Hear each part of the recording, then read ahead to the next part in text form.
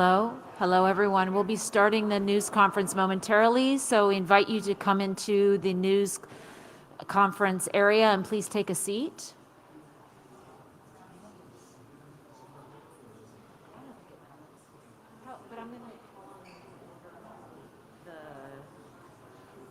Actually, I need to, somebody, is it Dr.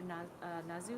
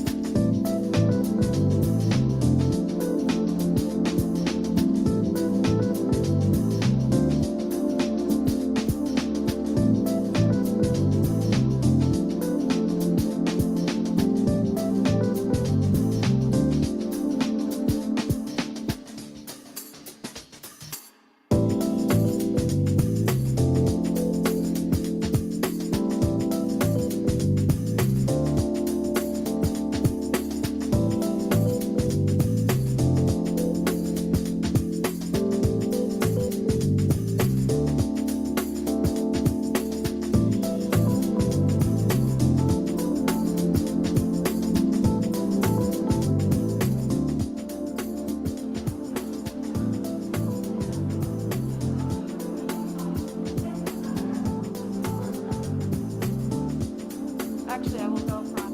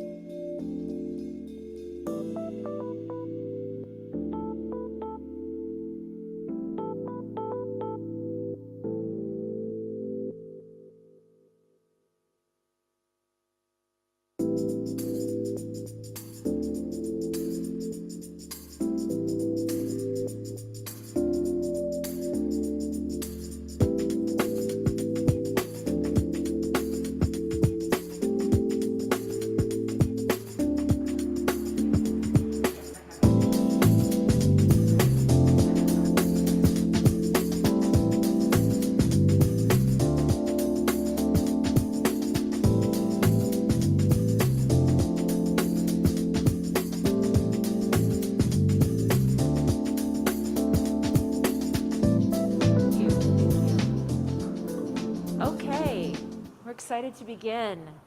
Good afternoon, everyone, and welcome to the ICFP Media Center for today's news conference about abortion rights in the aftermath of Roe v. Wade. I'm Catherine Davis. I will be moderating today's news conference. Before we introduce our speakers, I wanted to run through a few logistics. First of all, I appreciate it looks like everyone has got masks on. We are now asking everyone to wear masks in the media center. We're actually asking throughout all of, and I would encourage our speakers to as well. We have several cases of COVID in the community, and we just want to try to keep everyone as safe as possible. Thank you. And we appreciate your cooperation, and we know we can have a great dialogue, even with our masks on.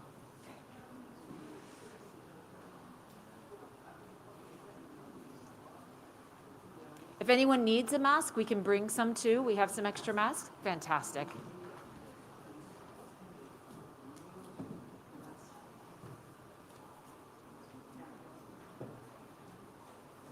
Thank you.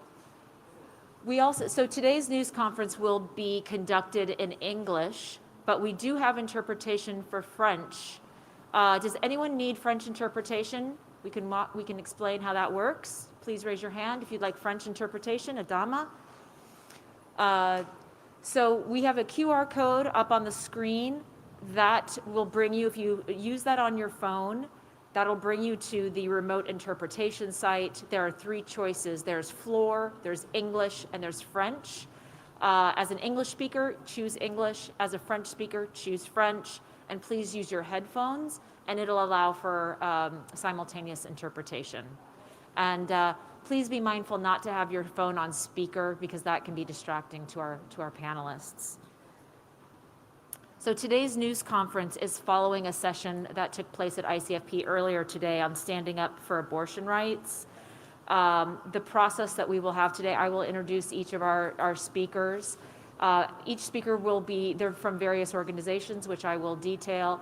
They will make a brief statement, and I'll have everyone make a brief statement, and then we will open the floor to questions for media for both on-site and virtual participants. And I will invite people to raise their hands and then ask their questions. So without further ado, I'd like to start introductions. I'm going to start from the farthest end of the table. This is from Pathfinder. This is Dr. Jimmy Zhao. He is the Global Medical Director for Pathfinder. To his right is Dr. Millie Kagwa. She is with PSI. She's a Senior Clinical Advisor for Africa. To her right, we have Dr. Anu Kumar, who is the President and CEO of IPAS.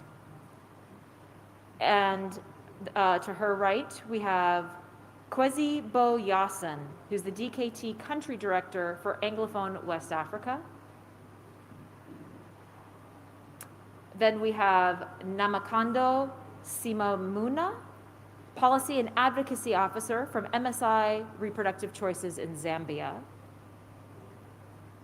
Next, we have from Pro Familia in Colombia, we have Marta Roya. She is the Executive Director of the International Planned Parenthood Federation's Colombian Member Association, which is Pro Familia. And then finally, closest to me is Beth Schlachter. She is the Interim Director of Global Advocacy and the U.S. Representative for the International Planned Parenthood Federation. Welcome all. Thank you so much. And I would like to have everyone issue their statements in the same order that I introduced. So I will start with Dr. Zhao. Thank you.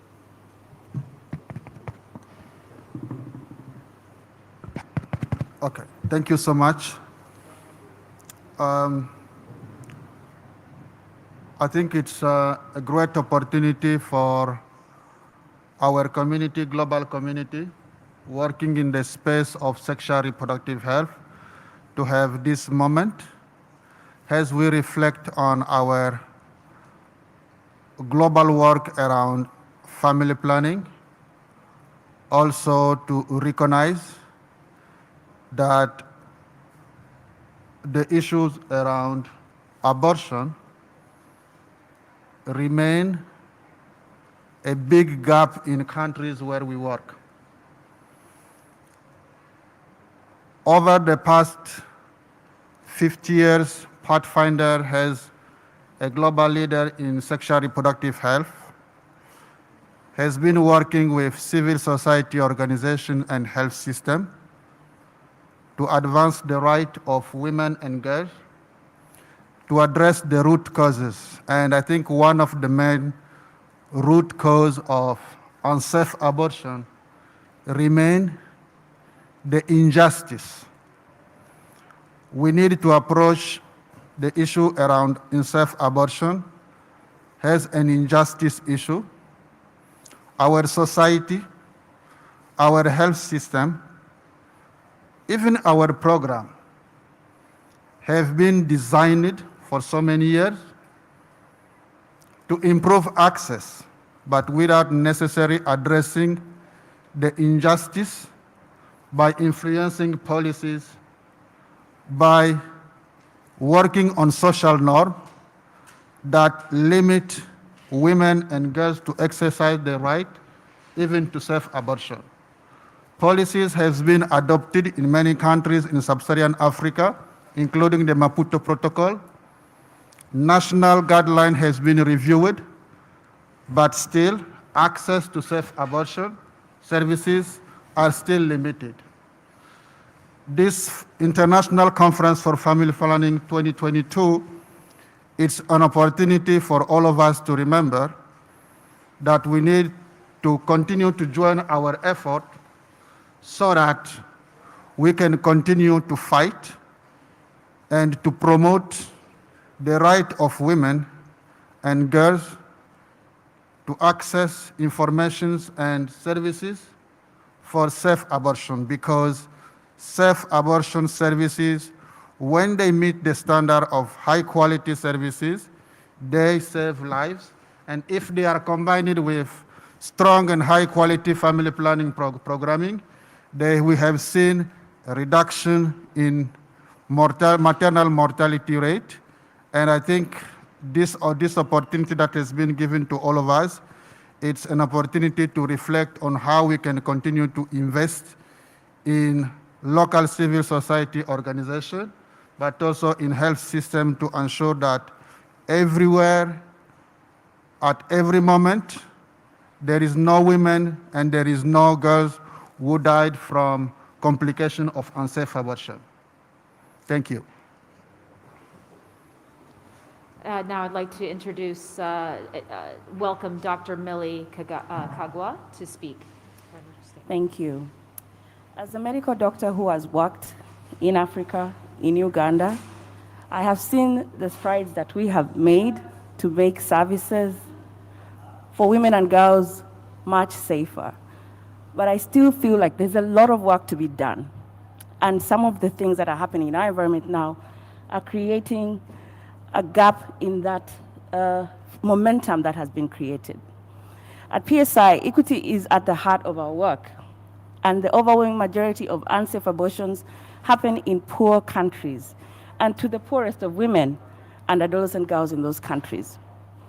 We see over 25 million unsafe abortions occurring annually. Now, PSI's programs are helping to tear down the inequity that occurs far too often, and also helping to see that we confront those equity gaps that are really happening to so many people and families. So while access to safe abortion is under great threat, that more than ever before, there has still been we've still seen some incredible advancements and game-changing opportunities. For instance, we now have 2 highly effective abortion pills that can be taken by women who need them and on their own and without medical supervision. If they have 3 things, which is if they have access to the quality product, if they have access to correct information, and if they have follow-up care, should it be wanted or needed. So with PSI's work, within the legal structures, of course, in the areas that we work, we make quality contraceptive products and services and SRH products and services that include safe abortion and abortion-related services, like those pills widely available. By connecting women to accurate information about their rights and their options, and referring women to the quality clinic-based or self-care based options if they need them, and advocating to remove restrictive policy and legal barriers, we're advancing women's and people-powered care to meet women's sexual and reproductive health needs. So I cannot say that PSI works alone. We work with partners, and some of them are in this room with us, and some are other local partners in the countries that we work with. And we've seen progress. For instance, in Benin, we worked with partners to see the law amended. And this is still work in progress, but we can continue to see advancements in that space. I see that the greatest challenge currently in our environment is the pressure on resources. Donors have to grapple with COVID in the recent past. And looking to the future, there's issues such as climate change, which are a major resource-intensive, very important topic. But it is critical that sexual reproductive health rights, especially abortion care, do not get left behind. Thank you. Thank you, Dr. Kagwa. Now I'd like to invite Dr. Kumar to speak. Thank you. I'm going to address the fall of Roe v. Wade and its implications for the rest of the world. So I think we have to first acknowledge that the fall of Roe was the result of a long-term concerted effort by anti-rights actors in the United States, many of them in positions of power. We knew it was coming. We knew that it had been coming for a long time. It wasn't a singular event, but an inflection point in a decades-long campaign by a well-organized minority in the United States and around the world to take away hard-earned human rights. And it came after decades of laws restricting access to abortion in the US, after a rise in white nationalist movements in the United States and other parts of the world, and after the presidency of a proto-fascist and an insurrection that harkens back to the days of the US Civil War. Roe and the fall of Roe follows the Hyde Amendment, the Helms Amendment, and numerous other policies that diminish people's rights. This is, frankly, just another brick in the wall that anti-rights actors are building to contain and silence women, LGBTQ people, Black and brown people, and there's a global ripple effect. This is how it works, no matter where in the world, and it's been this way in the United States, even with Roe in place, in fact. Laws, policies, stigma, and attitudes have long blocked access to true reproductive freedom for everyone. But it's not all doom and gloom. Over the past 50 years, there has been a steady trend towards liberalization, with around 50 countries expanding their abortion laws, most in the last 3 decades. In fact, since the year 2000, 38 countries have expanded legal grounds for abortion. And in recent years, the green wave of abortion right activism has swept through Latin America, leading to major victories for abortion access in countries like Argentina, Mexico, Colombia, and which has had some of the more restrictive laws in the world. The US is really out of step with much of the rest of the world, and we must recognize that American exceptionalism applies to this issue as well. The thing is that the people of the United States actually support access to abortion and reproductive freedom. We are, in fact, the majority. IPAS recently did some research, and we found that 9 out of 10 Americans do not support bans on abortion. So we know that the impact of Roe is global. We know that the opposition is emboldened by this action. They're using it as an excuse to undermine decades-long efforts. And as my colleague Angela Cole, the director of the IPAS Africa Alliance, said in the panel earlier, real progress is happening, but under very difficult conditions. There is hesitation, there is reluctance on the part of policymakers, but as much as the opposition is emboldened, so are we. And I think we must maintain our efforts and our optimism despite everything that's happening in the United States and put it in perspective. It's one country. It is one powerful country, but it is one country. Thank you, Dr. Kumar.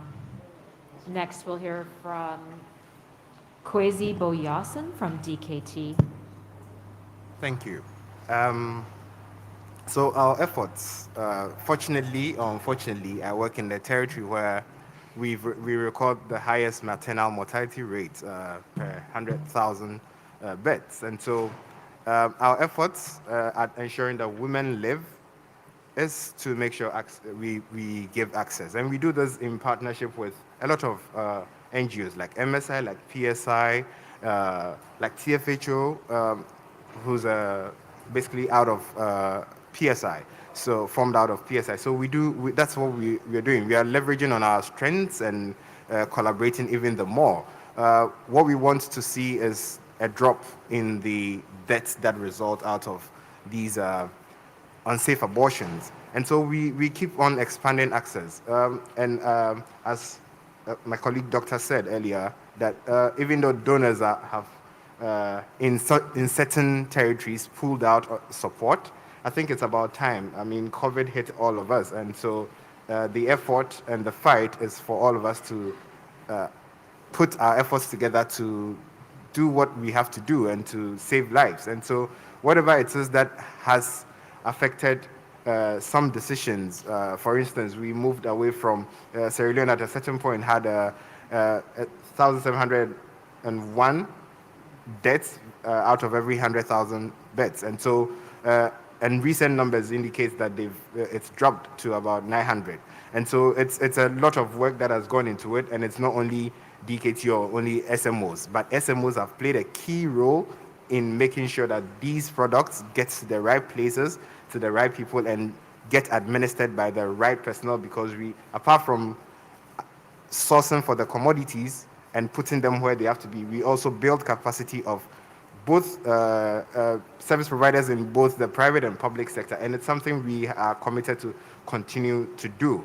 And so we urge all our partners and collaborators in here that I think we can do a lot better if we work together in all the spaces that are available to us to make sure that we make commodities affordable, available, and accessible, and to be provided by the right resource person. So that's the little I have to say, and that's what we will continue to do. Thank you. Ikwezi. Next, we'll hear from Namakando Simamuna from MSI Zambia. Thank you. Thank you very much. At MSI, we want to shine a light on how US decisions and politics affect reproductive health and rights across the globe. We also want to show that the global pro-choice movement is ready to fight back. Overturning Roe versus Wade is the biggest setback in women's rights in the US, but the impact is being felt everywhere across the globe. As MSI, we have seen a rise in anti-choice activities that are characterized by misinformation and attempts to roll back positive policy wins. And we, as we work in the front lines of service delivery, have seen how this has affected access and how this eventually leads in a rise in maternal mortality. We know how the legal and policy restrictions marginalize women and girls and create vulnerability and deep inequalities in access. As I mentioned earlier, we will fight back. In countries where we work, we have seen that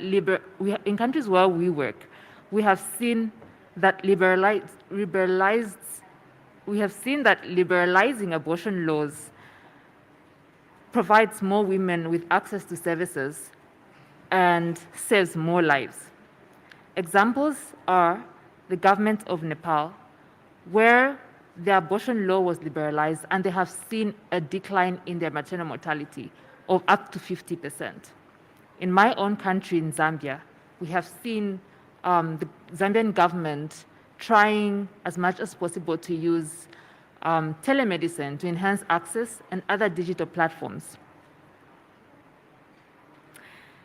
The overturning of Roe versus Wade reminds us how vital our work is and how we should never be complacent about rights to reproductive choice. Teams across MSI are standing ready to do all they can do to protect the progress made so far and to also protect access in the countries where we work. And we call on everyone who cares about women's rights to choose not to give up now. Now more than ever, we need to advocate to speak up about women's rights, not just in the US, but around the world. Thank you. We'll hear from Marta Arroyo from Pro Familia in Colombia. Hello.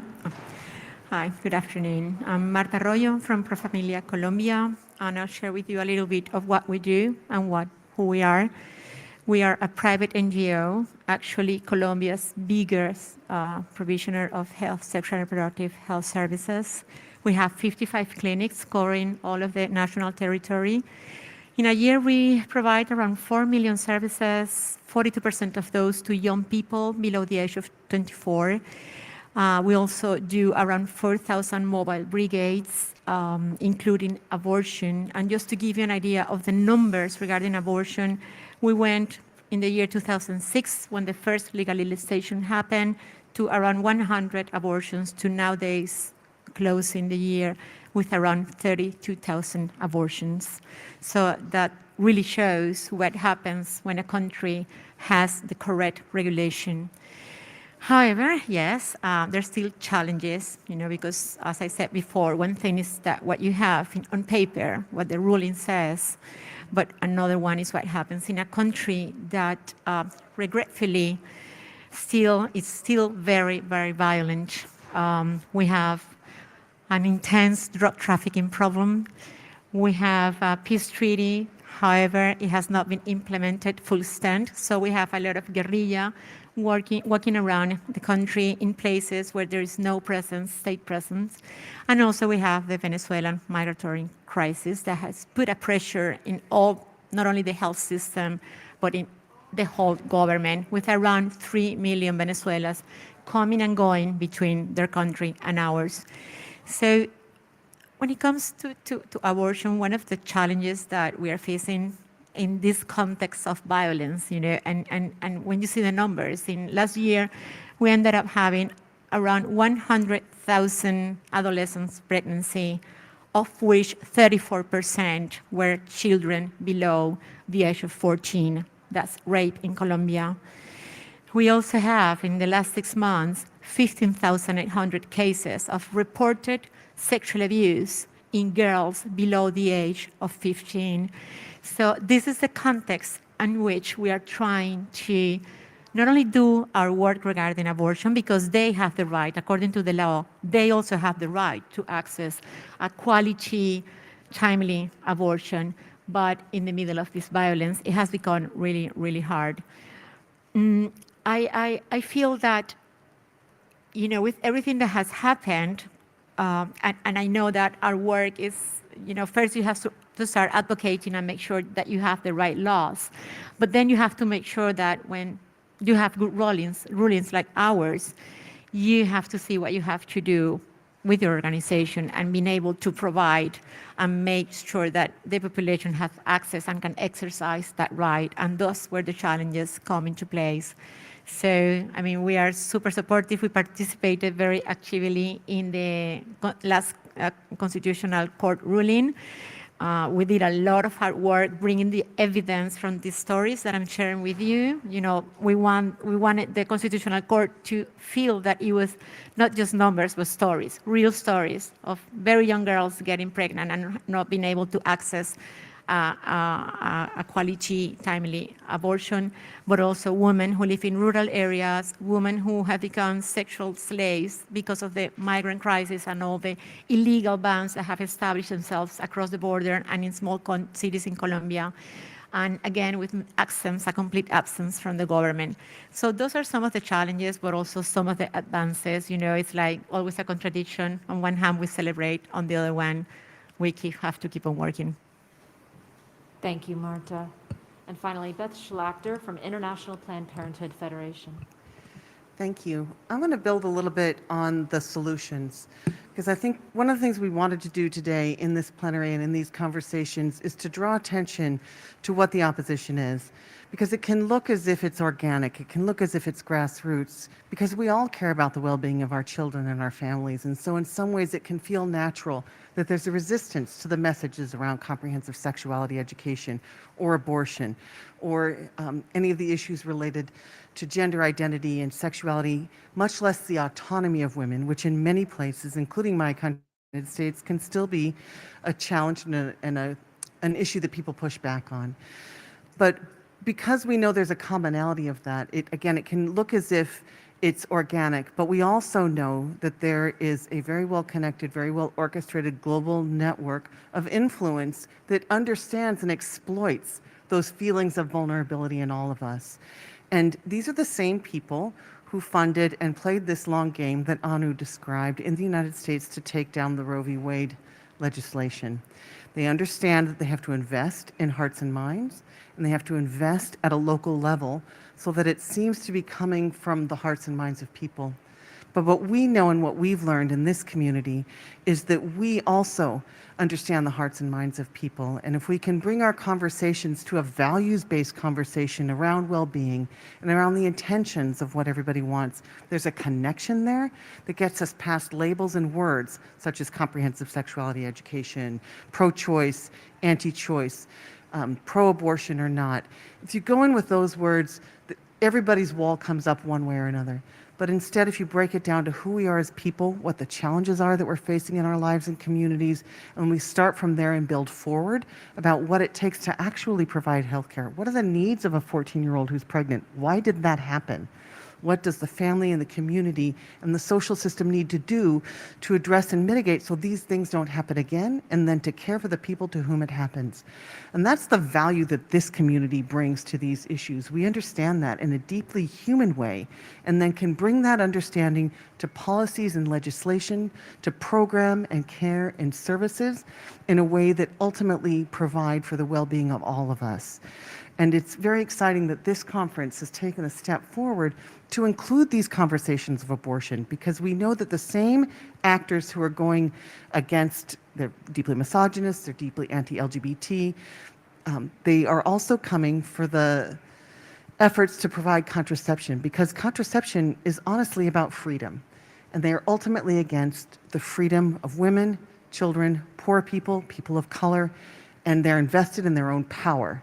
And so if we don't look at contraception and abortion as an issue of power, then we're going to be missing the larger picture and we're fighting the wrong battle. So I'm very pleased that we've all been able to bring this conversation to this conference so that we're talking about the underlying issues that unite us all, because this community is strong. This panel of speakers have incredible lived experience within their communities and countries and globally of service, of care, of policy, of legislation, and together we know what works, we know who's against this, we know how to fight that, and ultimately we will prevail, but it's going to be something that our generations do and next generations do, because this is a long-standing problem. It won't be solved in our lifetime. It's okay to say that out loud so that we know we're in this for the long haul, and that we will continue to win one person at a time, one community at a time, one place at a time. So thank you. Thank you, Beth, and thank you to all of our speakers for sharing your perspectives and experiences on this very important topic. I'd like to now open the floor to questions from our members of the media. I'd like to start with the people who are in person. Please raise your hand if you have a question, and then I'd invite you to stand, share your name and the outlet that you're working for, and which speaker or speakers you'd like to direct your question to. Who would like to start? Rohita. Hello, my name is Rojita Adhikari, and I am from Nepal. I'm a freelance journalist there. My question is for Director of IPA, IPAS and IPPF. What is the difference between gag rule, global gag rule, and this Roe versus Wade? And what overturning Roe versus Wade can impact other countries than USA? And have you seen any impact so far? During the gag rule time, low-income countries like Nepal was heavily impacted. Our family planning clinics were closed, and abortion services were limited, restricted also. It will happen again with this Roe versus Wade also. What do you think? I really want to know this. Thank you, Rohita. Okay. So Roe versus Wade is a judicial decision that was taken in the United States and only applies to the United States of America. That's the jurisdiction, right? So it doesn't apply to the rest of the world. And what we were talking about in our various statements is the impact of that in other countries more in terms of the moral impact and implications of it for safe abortion around the world and efforts to uphold reproductive rights. There are many related policies that are associated with impacting reproductive rights and abortion in particular that are part of the U.S. Policies. So there's the Hyde Amendment, which is a domestic policy again. There's the Helms Amendment, which is a amendment to the U.S. Foreign Assistance Act that says that no U.S. foreign assistance funding can be used for the provision of abortion care or information. So it's a complete ban. And then there's the Global Gag Rule. There are others, but you specifically asked about the Gag Rule, which is not the same as the Helms Amendment. The Gag Rule is an executive order, and it is put forward depending on who's president of the United States. So typically Republicans impose the Gag Rule and Democrats rescind the Gag Rule. The Gag Rule applies, and the reason it's called the Gag Rule is that it applies to foreign nonprofit organizations who choose to work on abortion using non-US government money. So private money is being essentially gagged, and those organizations are being gagged on talking about abortion in terms of counseling, in referrals, anything related to abortion. They are not permitted to do if they choose to receive US government funds, even with other private money. Bear in mind that the Gag Rule is on top of the Helms Amendment. So already no US government funds are going towards provision of abortion care, and now the Gag Rule says that you can't even do it with your own private money, right? So that's what's in place when Republicans are in power. And yes, I fully expect that it would come back if another Republican administration comes into office. In Nepal, in particular, we've seen the impact of both the Helms Amendment and the Gag Rule, particularly around, I would say, wasting of resources. So Kathmandu Maternity Hospital actually has maternal health services and operating theaters and a whole array of maternal health services that were actually funded by the U.S. government. When Nepal liberalized its abortion law, those facilities were not able to be, we could not use those facilities to train Nepali providers on how to provide abortion care, something that they had just legalized as a sovereign nation. So those parallel systems have to be created because there's a separation of abortion from other care. So there's a lot of implications for the Gag Rule, but also the Helms Amendment for countries like Nepal that are actually trying to implement what is a very liberal, in some ways, law. Nepal actually has medical abortion pills available at all districts of Nepal. There's budgetary support for abortion care. Abortion care is free in Nepal. All of that is being done by the Nepali government, by private philanthropy, by other donors, not with the support of the US government. I have one small comment to that, which is when we talk about the impact, part of what we're talking about is to have a powerful country with a strong history of stating that we care about human rights, walk away from a right. Because for better or for worse, everybody knows that the US does not often abide or does not always abide by the standards and the laws that we set for our own behavior. But in this case, walking away from a fundamental right after 50 years of normalizing that right and that behavior within our society sends a signal to others that you don't have to follow that right either. If the US doesn't care about its women, why should we? And so it creates an environment in which it's easier to degrade human rights, and it makes it a little bit more complicated to fight for them because we provide a terrible example of that. And so that's one of the things that we're worried about, in addition to the money and how the money can get spent or not spent. Thank you. Did you have a follow-up, Rohita? Or you're okay? Oh, thank you. Okay, are there any other questions from the floor, from in person? We do have a question from a virtual media participant. It's for iPass, but I'd also invite others to answer as well. Can you say more about the impact of Roe versus Wade in Kenya or other African countries?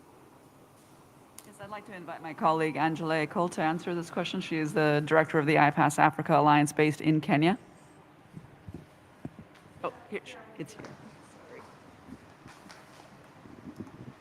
Thank you for that question, and I would like to begin addressing it from where Beth left off by saying that the reversal of Roe versus Wade in the United States is interpreted in Kenya and in other African countries as foreign policy. American government is, if not the biggest provider of health assistance, foreign aid to Africa, if it's not the, it's one of the biggest, if not the biggest. And so anything that impacts the healthcare environment within the United States is interpreted to impact the healthcare environment into countries that are recipients of US foreign aid.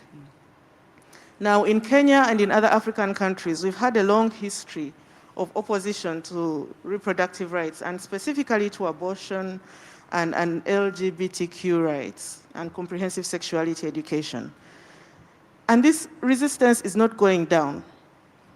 We are seeing upticks here and there, and it's perhaps too early to tell whether these upticks are a direct consequence of the reversal of Roe versus Wade. But we cannot say they're unrelated. We really cannot say. If anything, the reversal of Roe versus Wade has given the opposition another weapon in their arsenal of weapons, another weapon that they can use against abortion, safe abortion advocates. In Kenya specifically, we've seen an increase in anti-rights SRHR policies rolling back access to contraception for young people who need them. And this is within an environment with an increasing teenage pregnancy rate. We are seeing delays in implementation of court rulings that reaffirm the constitutional right of women to safe abortion. And this is unrelated to, it's related to the broader global geopolitics, including Roe versus Wade. So I would say that there is a relationship, and we would like to encourage all advocates to become as bold as the opposition is in continuing to reaffirm the right of women to safe abortion. There we go. Thank you, Angela. I would also like to invite some of our other speakers to address that question, and then also share that if anyone has, I know we have media in the room from Nigeria, so I'd also ask that question for Nigeria.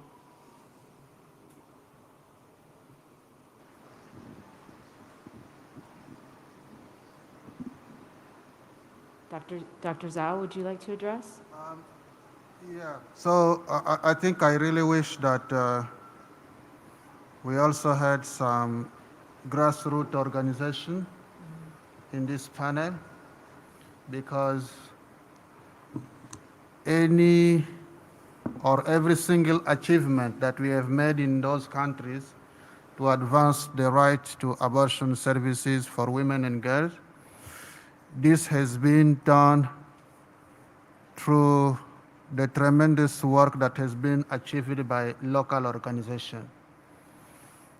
I think from DRC to Nigeria, but also to many countries where we work in Asia, putting the local organization at the driver's seat has been very critical to the work that we do, because we cannot sustain the right of women as international organization, because in those health systems, we are always perceived as foreign organizations that are trying to advance a political agenda coming from the West. So, of course, these policies in the US has also affected grassroots organizations we are working with. We had concern raised by our country program staff that our local partners were worried about how these policies were impacting their image in the countries, but also the policies were impacting their relationship with Ministry of Health and Ministry of Justice in the countries where we work. So we had to figure out how to address those issues and those concerns by reaching out to our country program with some specific talking point explaining how these policies were initially designed to affect the right of women around the globe, but also how we could really support them by providing clear answer to those concerns so that they can continue to operate in an environment that can continue to promote the right of women. So definitely we have seen those concerns being reported in the different countries about clear messaging, addressing their concern, providing talking point has been really helpful for most of those grassroots organizations. So as we celebrate all the progress we've done in those countries, we also recognize that we still have many challenges to face. But with the partnership with those grassroots organizations, especially during this era of localization, I think there is hope that some gain we have made, we will continue to advance those rights in those countries. And again, we need to continue to join our effort as the work we have been doing with many of the organizations represented here in countries like Mozambique or DRC, where we have been working to support the work that local organizations are doing there. That's what I would say. Thank you. Thank you. I just want to add something to that. I think that as the U.S. takes a step back with this Roe versus Wade, we will still see the impact of this in time. I think there's the short-term impact and there's a long-term impact. And what we're trying to do is to minimize that impact, especially in the long run. And one of the things that I think we have working for us as partners is the fact that we've been working a lot in restrictive settings. There's a lot, I think, that the US can learn from other countries that have managed to work within those particular legal systems, working to make sure that where is the opportunity for us to increase women's sexual reproductive health, even within very restrictive settings. So as we see this going forward, I think it will be important to see how the movement that has been created can create a stopgap to prevent all that impact, the negative impact that would come from this law being stopped or minimized by the partners that are sitting on this table. Thank you. Thank you. I'd like to pose the question, and I pose this to all of our speakers from either a global perspective or a regional perspective. Are there particular countries or regions that you are keeping a close eye on, or more concerned about as far as like a domino effect or the impacts of Roe versus Wade in particular countries or regions, and why?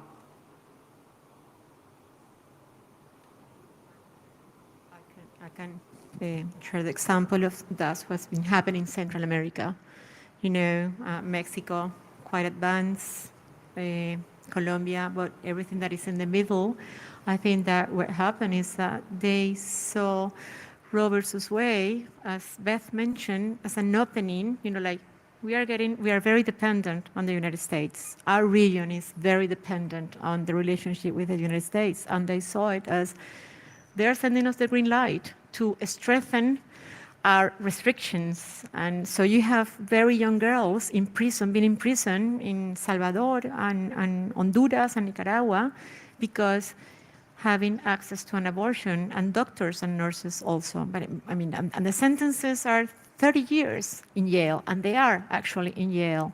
So yes, you know, like it's not, you don't have a direct impact in terms of the legal context, but there are countries, especially the ones that are ultra-right or dictatorships like the one in Nicaragua, that take it as a signal that, okay, we can do that and we're going to get away with it.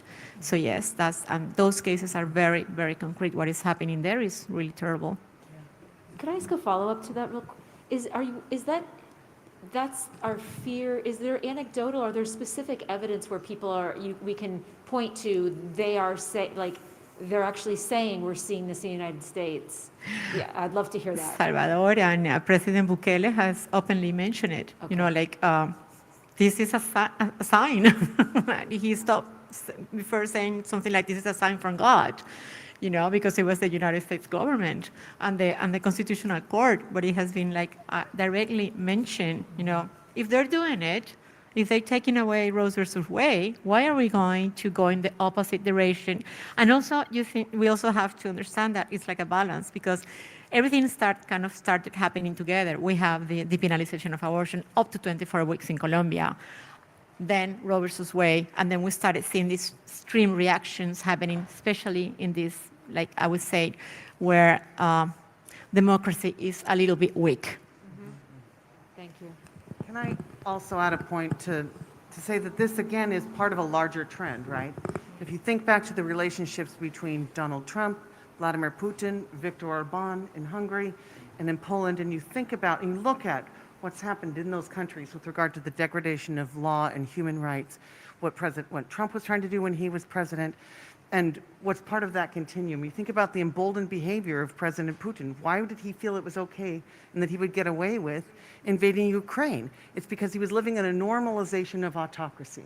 And so this is part of a continuum of behavior that erodes rights, that looks at those who are perceived to be the most vulnerable, including women, children, LGBTQI persons, and to pick away at the infrastructure and the support for the human rights framework that supports everybody else who's vulnerable. So I think if we just think about Roe in isolation as one thing that happened in one place, and we don't look at the bigger picture of the moment that we're living in globally and why it was emboldened to behave in that way, we had no business having the Supreme Court that we have now.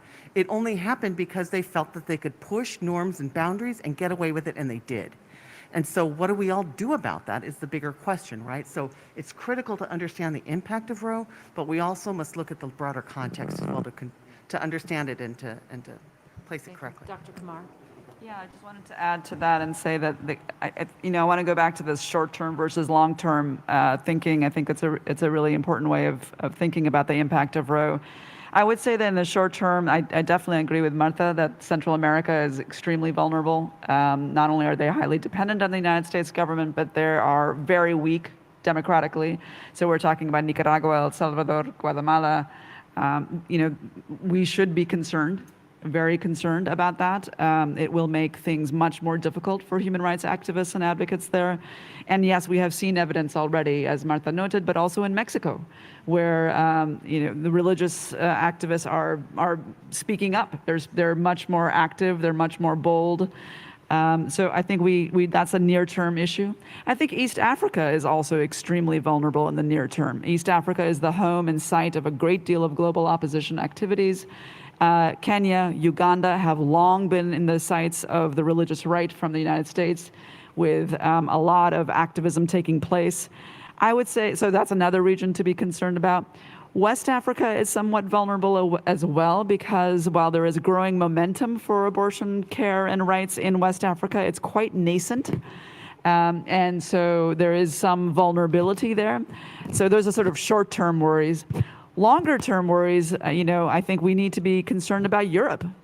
We kind of tend to forget about Europe, thinking that everything's all fine and well in Europe, but we've just had the rise of a right-wing government in Sweden. And what did they do first? One of the first things they did was to do away with their feminist foreign policy. Why? Was that a problem? Did anyone think it was a problem? No, nobody knows. I was in Stockholm a couple of weeks ago, and it's somewhat mysterious to everyone as to why they did that, but that's what they did. And language matters. We have a right-wing government in Italy. We have a right-wing government in Poland and Hungary, as was mentioned. So I think we need to be concerned about Europe. Europe is a site also of opposition organizations. They have offices in Europe and London, and they're moving in that direction. So yes, I think we need to connect all of these to much bigger processes. It's not just about abortion. It's never just been about abortion. It's always been about justice. And it's always been about rights, and it's always been about people's full participation in democracies. Thank you. That's an excellent point. I think that would also impact funding down the road as well. Thank you. Okay, we only have a few minutes left for our news conference. I wanted to invite to see if there are any additional questions from on-site or in-person media. Anyone like to ask another question? Okay. I invite everybody and encourage you, the media advisory for this session is posted in the online newsroom. So you have everyone's full names and titles, correct spelling, their organization. You can find that there. If you have any questions, please contact me or my colleagues. And afterwards, the speakers will be joined at the step and repeat over to our left for some photos. And if you'd like to ask some additional one-on-one questions, they're open to that as well. And I'd like to thank all of our esteemed speakers. Thank you for this really important conversation on this critical topic. Thank you very much.